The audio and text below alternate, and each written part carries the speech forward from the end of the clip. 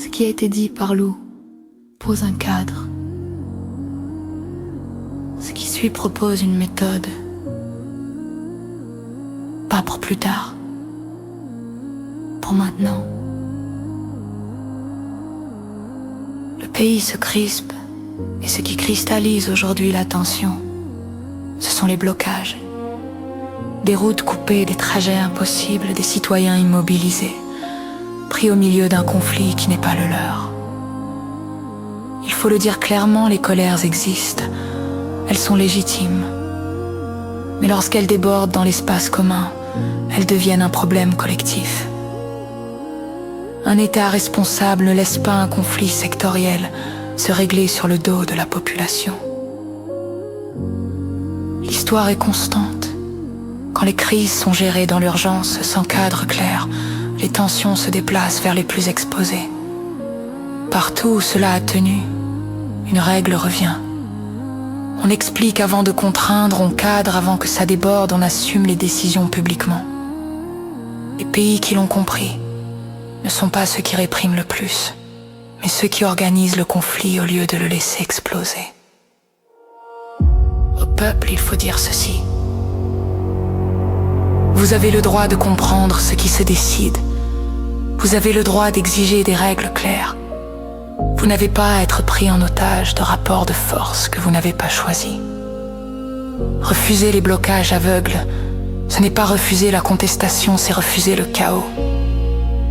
La lucidité collective commence là. Au gouvernement, il faut rappeler ceci. Gouverner, ce n'est pas attendre que la situation dégénère. C'est anticiper, c'est poser des cadres temporaires. C'est rendre lisible ce qui est décidé. Pourquoi, pour combien de temps et avec quelles conditions de sortie? L'autorité n'est crédible que lorsqu'elle protège la population des débordements, sans humilier ceux qui protestent. Ce cadre ne dicte pas, il rappelle ce que la fonction impose. Cela peut être fait maintenant, sans changer de régime, sans attendre une alternance.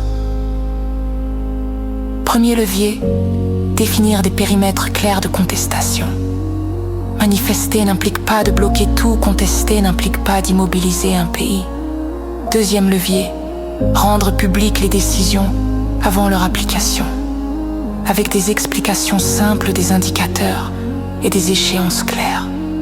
Troisième levier, installer une médiation permanente, indépendante, visible, pour éviter que la rue devienne l'unique espace de dialogue. Aucune de ces mesures n'est magique, toutes sont applicables maintenant. Ce qui est formulé ici ne s'exprime pas depuis une position de pouvoir. Il s'agit d'un travail en cours posé publiquement avant toute fonction officielle. Ce travail se construit sans équipe constituée, en autodidacte, par comparaison, par étude, par discipline. C'est une méthode, pas une posture. Rien de cela ne fonctionne. Si chacun se défausse, l'État doit cadrer, les mouvements doivent se contenir. Les citoyens doivent rester lucides. La sortie de crise ne viendra ni de la colère ni du silence, mais de la responsabilité partagée. Ce moment exige moins de slogans et plus de méthodes. Moins de théâtre, plus de tenue. Ce qui est proposé ici n'attend pas le pouvoir. Il concerne la manière dont un pays traverse une tension. Maintenant.